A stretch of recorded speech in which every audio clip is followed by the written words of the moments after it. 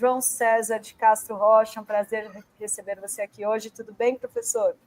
Boa tarde, Adriana. Boa tarde, Renato. Tudo bem, sim. Obrigado pelo diálogo. Legal. Boa tarde, João César. Um prazer te ter aqui, viu? Obrigado.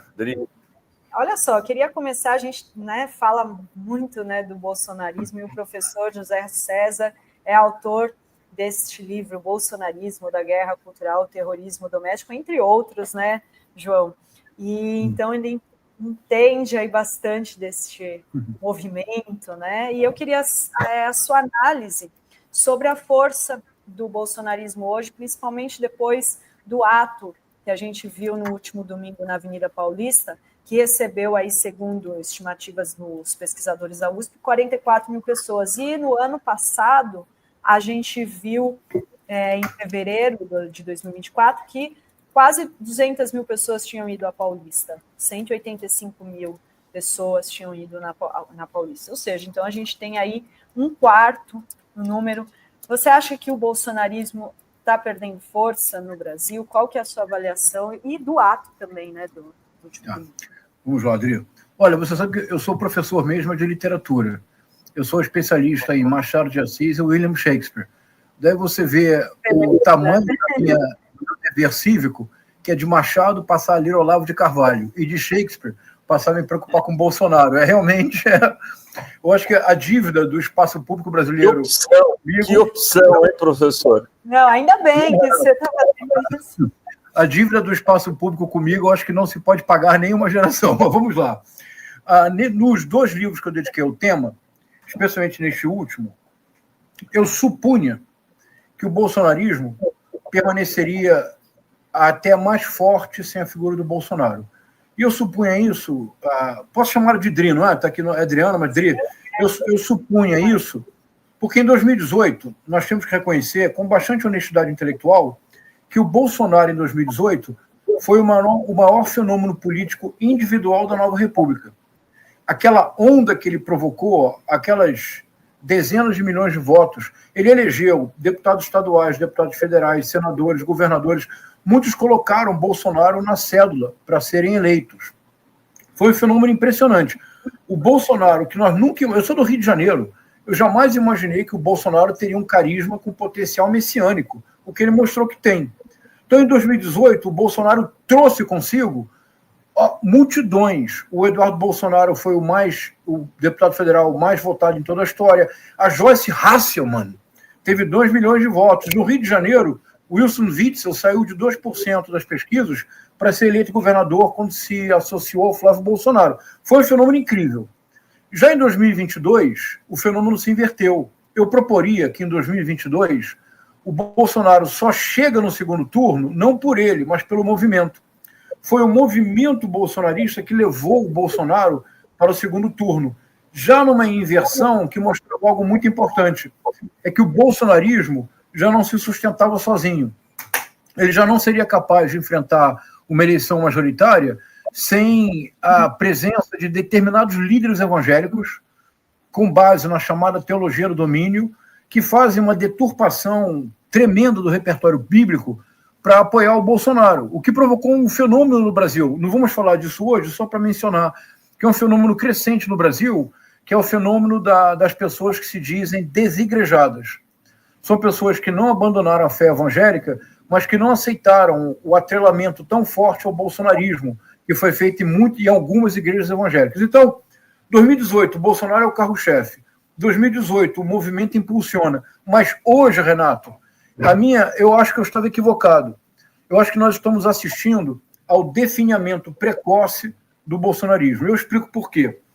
É que na tentativa desesperada de salvar o Bolsonaro do processo, já não se pode mais, ele já foi considerado réu.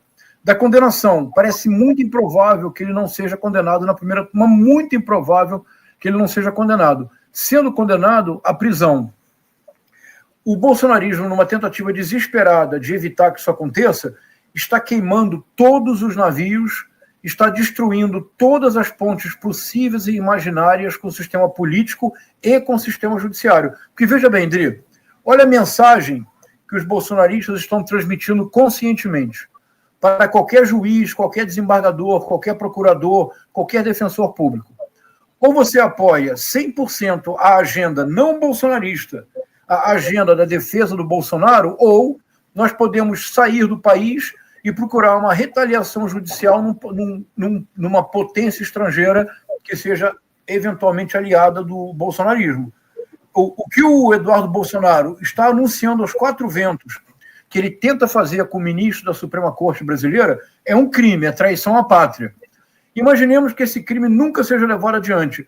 A mensagem que ele transmite para o sistema judiciário brasileiro é queimar todas as pontes. Eu diria que hoje há dois juízes do Supremo Tribunal Federal que não conseguem dormir bem. Não são Flávio Dino, tampouco Alexandre de Moraes. É Nunes Marques e André Mendonça. Veja, o Bolsonaro, aqui na Avenida Atlântica, no Rio de Janeiro, e na Avenida Paulista, São Paulo, voltou a dizer: em 2026 teremos um outro TSE. O que já coloca nas costas do Nunes Marques, que será o presidente do TSE, um peso insuportável. Na Paulista, Silas Malafaia e todos os políticos cometeram um grave erro, que eles são tão inábeis que eles não se deram conta, que é o seguinte: você vê o Hugo Mota, aquele cabelo todo acertadinho, o terno perfeitamente igual, parece terno engomada por mãe, não parece? Só mãe e avó. Todo lentinho, né? Não é o terno do Hugo Mota. O passo dele é um passo medido, todo correto, a fala é serena, mas o Hugo Mota é um deputado da Paraíba com uma tradição do coronelismo por trás. Não existe nada mais importante para um deputado como Hugo Mota do que a certeza de que a sua autoridade não será contestada. A chantagem que eles fizeram publicamente com Hugo Mota, subindo lá e dizendo: não desonre a Paraíba, seja macho, seja cabra macho. Eles estão queimando todas as pontes com o sistema político judiciário. Por isso, Renato, eu agora estou revendo a minha avaliação. O bolsonarismo... Vem um novo livro. O bolsonarismo definhará mais rapidamente do que nós supunhamos. Agora, barba de molho, olhos abertos. O definhamento do bolsonarismo a médio e longo prazo é uma boa notícia para a direita brasileira. Porque o campo político que mais sofreu com o avanço do bolsonarismo não fomos nós. Nós fomos perseguidos, vilipendiados, xingados, etc. Mas o PT voltou ao poder. A esquerda se reorganizou para enfrentar a ameaça do Bolsonaro. O campo político que realmente foi canibalizado pelo bolsonarismo foi o campo dos conservadores e o campo da direita. Para a direita, é uma boa notícia que Bolsonaro e bolsonarismo definem. Muito bem. É uma excelente notícia, principalmente para a direita fundamentalista neoliberal, né? Porque toda a direita, de alguma forma, é neoliberal, mas tem uma direita neoliberal fundamentalista. E você acha que a opção dessa direita é o Tarcísio, João César? E ontem eu vi um vídeo teu falando sobre as perguntas que teria que ser feita ao Tarcísio. Uma coisa que eu sempre também bato muito é naquele assassinato lá em Heliópolis. Aquilo até hoje, para mim, é uma coisa que precisa de explicação, e você chamava atenção para isso. É isso, Renato. É o Felipe de Silva Lima, de 27 anos de idade, que era um trabalhador.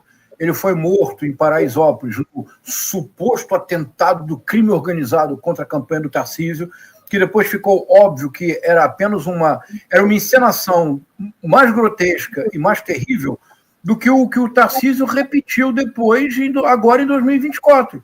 O Tarcísio deu uma entrevista como governador no dia da votação, dizendo que a inteligência da Polícia Militar de São Paulo, que parece uma contradição em termos, não é, Adri? A inteligência da Polícia Militar de São Paulo havia identificado um salve, que é uma mensagem do PCC, para que um candidato fosse votado. Os jornalistas incrédulos perguntam quem? O Tarcísio responde: Boulos. Então, a ligação perigosa entre crime organizado e eleição, o Tarcísio já experimentou 2 vezes. Agora, na primeira vez, Renato, há uma pergunta a ser feita. O que aconteceu em Paraisópolis, no dia 17 de outubro de 2022? Como é possível que a perícia não tenha sequer conseguido descobrir de que arma partiram os tiros que assassinaram um jovem de 27 anos que passava pelo local. É uma pessoa, Adri, tem família. Ninguém mais fala nessa pessoa. Ficou para trás. Quem um dia vai ter coragem de perguntar para o Tarcísio de Freitas o que aconteceu em Paraisópolis? Mas isso eu fiz esse argumento, Renato, para chamar a atenção de maneira enfática de um ponto fundamental. Nós não podemos fechar os olhos. O Tarcísio de Freitas representa, se ele for eleito, será o triunfo do neoliberalismo predador que o Paulo Guedes só não conseguiu levar adiante pelas ações erráticas do Bolsonaro. Mas o Tarcísio de Freitas é capitão do Exército, um capitão do Exército que fez parte da desastrosa missão do Haiti, com todas as denúncias de abusos de todas as espécies possíveis, de forma que o próprio general Augusto Heleno teve que deixar o comando das forças de paz no Haiti, porque de paz aquelas forças não tinham nada. Está lá a fotografia do Tarcísio de Freitas como capitão do Exército. O Tarcísio de Freitas tem feito em São Paulo uma administração que, para o mercado financeiro, é o paraíso. Para os paulistas é um desastre. Veja o que aconteceu com a Sabesp. Com a educação, Dri, Renato, vale a pena vocês dedicarem um programa ao que o Tarcísio está fazendo na educação em São Paulo. Por exemplo, uma disciplina como filosofia deixou de existir como disciplina eletiva. Renato, deixou de existir. Há disciplinas que deixaram de existir. Então, se você fez um concurso para o Estado de São Paulo e você é professor de filosofia, você tem uma carga horária a cumprir. Você não pode mais cumprir a carga horária para o concurso para o qual você fez. Sabe o que o Estado de São Paulo está fazendo com você? Digamos, você tem 20 horas de aulas semanais. Você apenas vai dar 2, 3 horas semanais de filosofia, porque a disciplina não existe mais. E as outras 17 horas?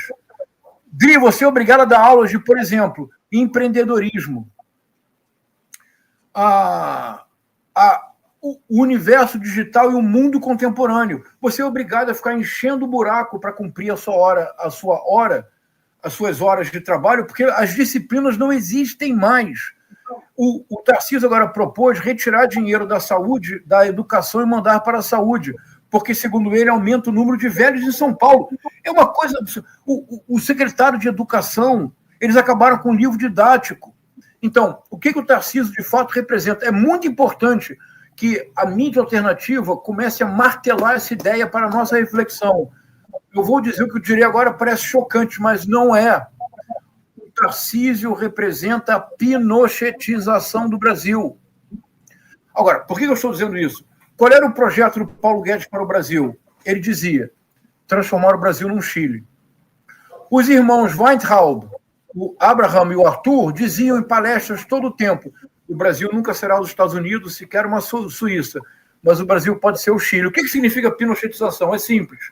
Significa supressão radical dos direitos do trabalhador. Já está sendo levado adiante desde a reforma do Michel Temer em 2016. Retirada do Estado, de maneira radical, de todas as suas iniciativas com função social. Substituição do Estado por uma palavra mágica: voucherização da vida. É a uberização do trabalho, é a voucherização do serviço público, em todas as esferas. Privatização de todos os ativos do Estado, da União. Privatização com o resultado da Sabesp.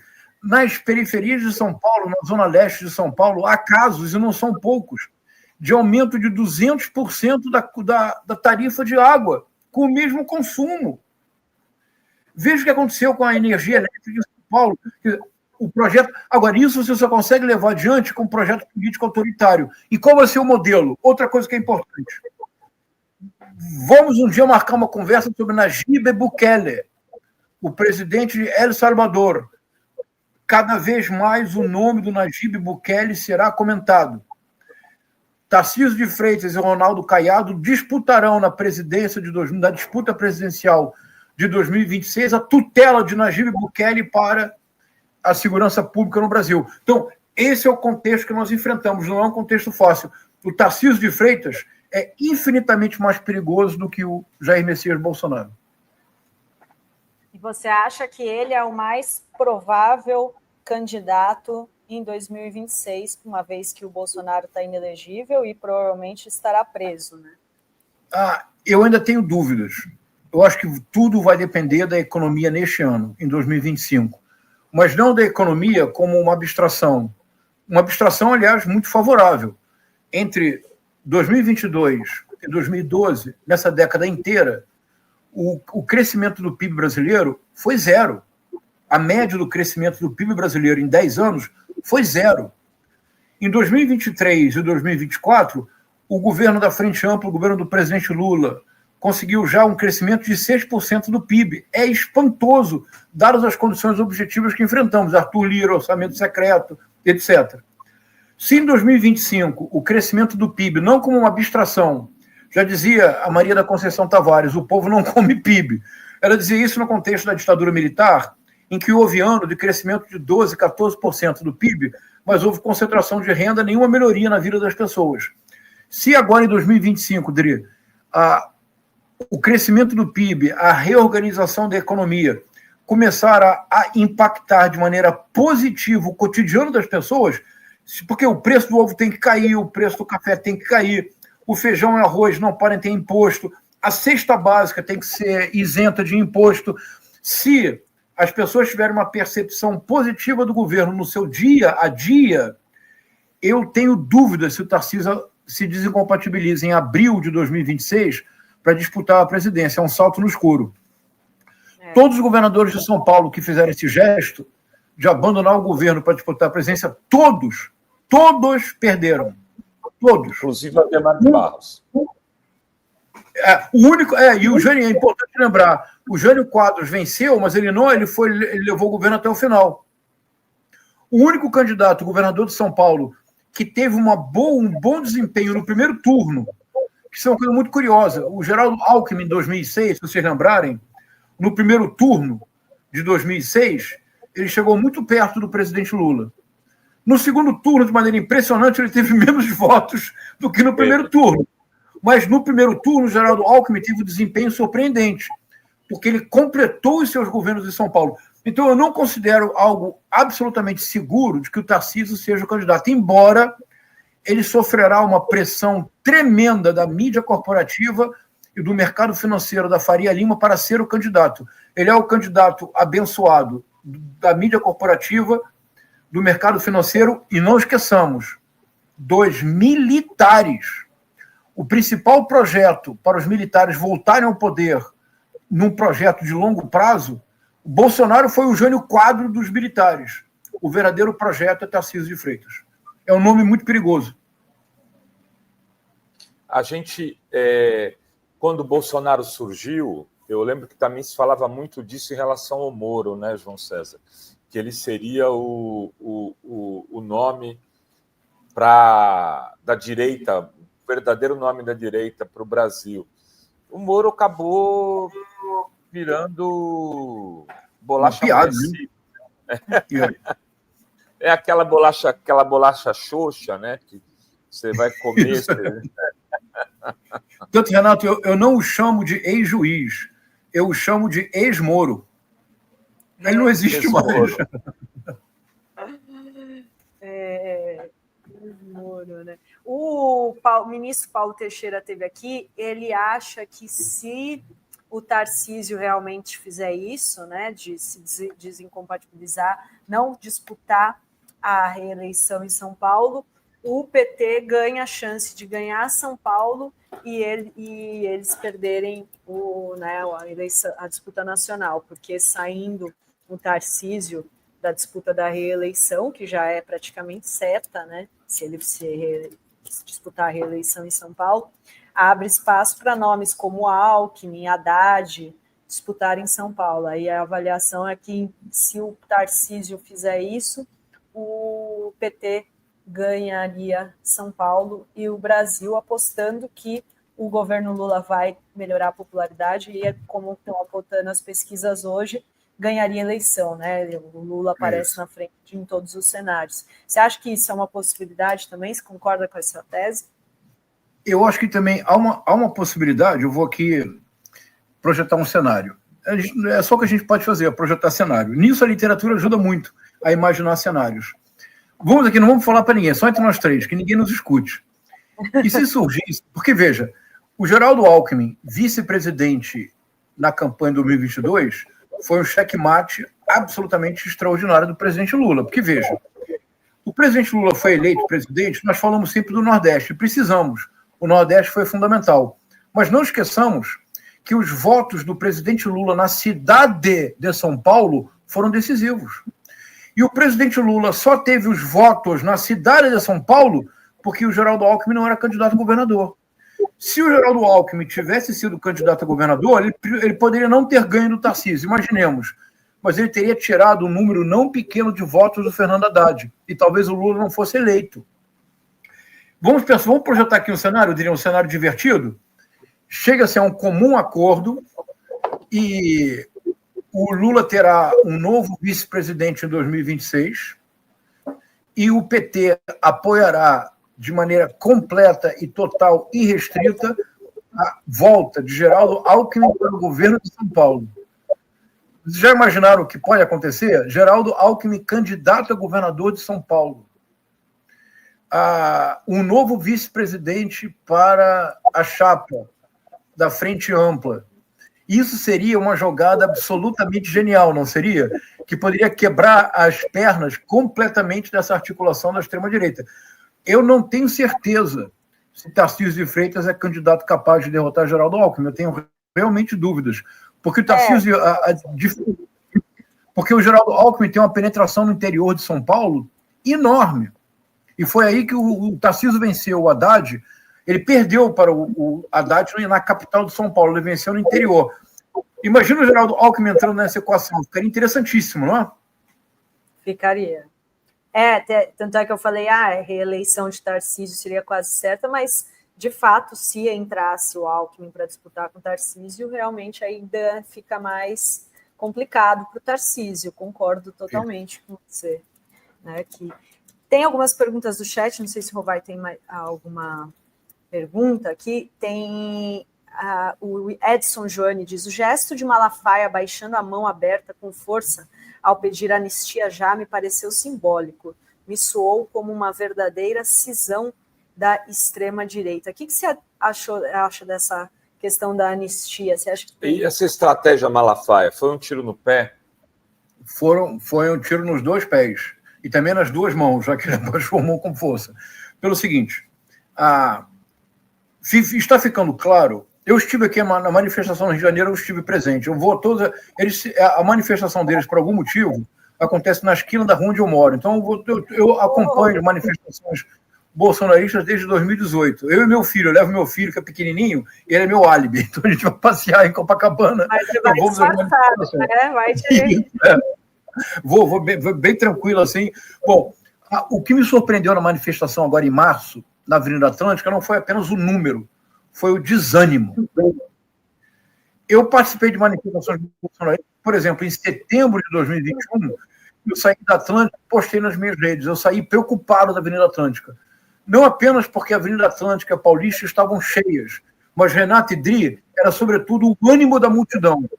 Em setembro de 2021, se o Bolsonaro tivesse dito para as pessoas na Avenida Atlântica ou na Paulista, vamos tomar agora o poder. Bom, vamos dar um autogolpe. Todos teriam pego em armas para dar um autogolpe.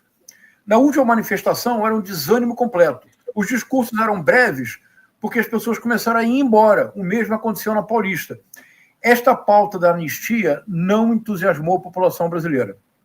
A única forma de tramitá-la seria low profile, conversa de gabinetes, conversa de bastidores, tentativa de convencimento do presidente da Câmara, porque a grande prerrogativa da presidência da Câmara é a capacidade de pautar a agenda das votações. Essa é a grande... Bom, com Arthur Lira virou o Banco Arthur Lira o maior escândalo de corrupção da história do Brasil, o orçamento secreto. Mas esqueçamos isso.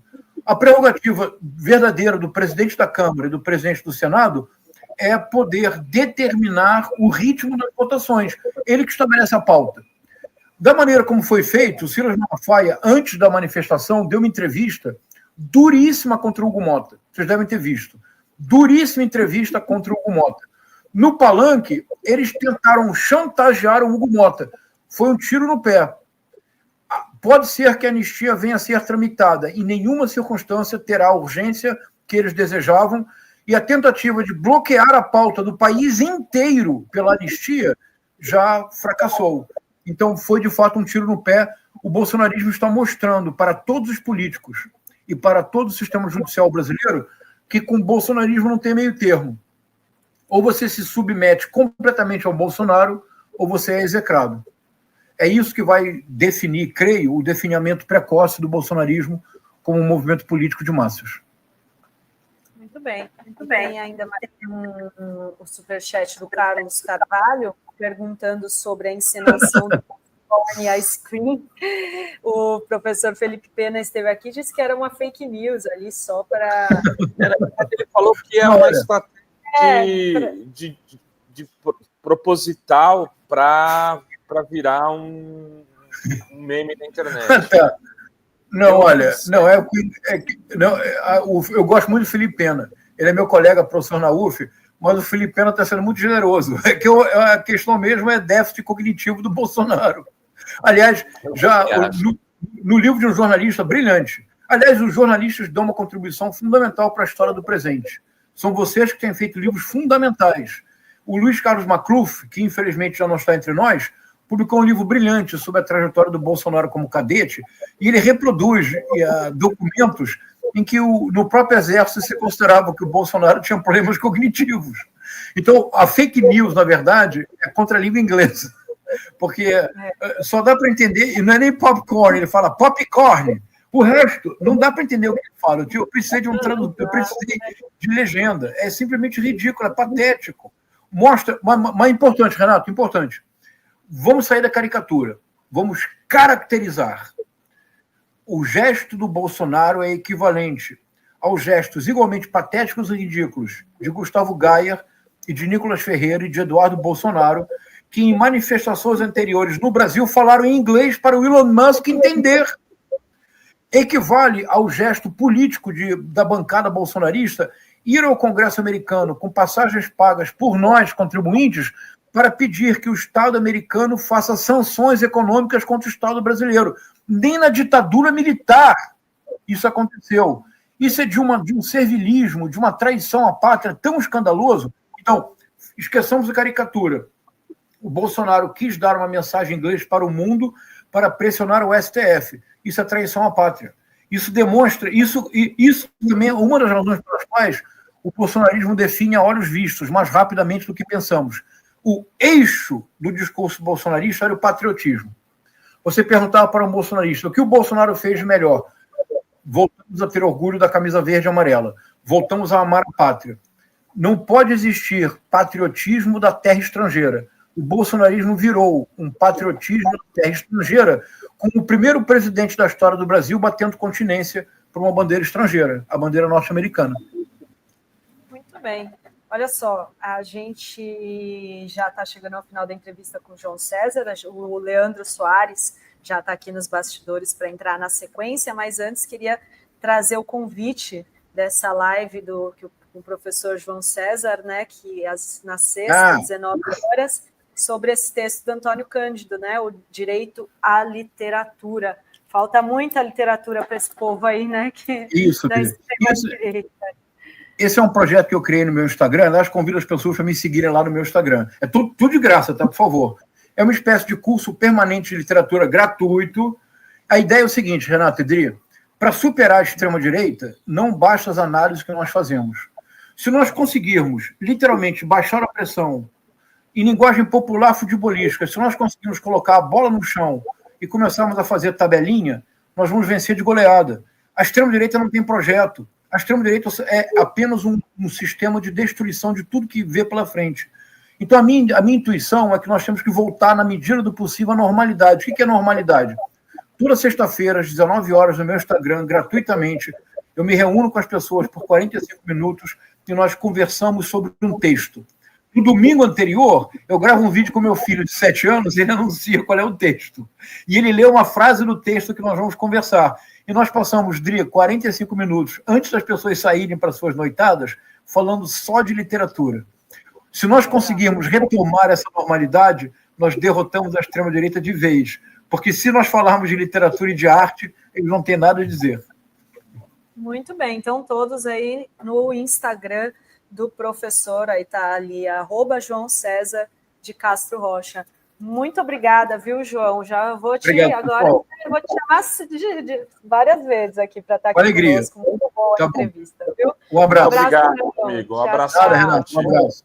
Tchau, tchau.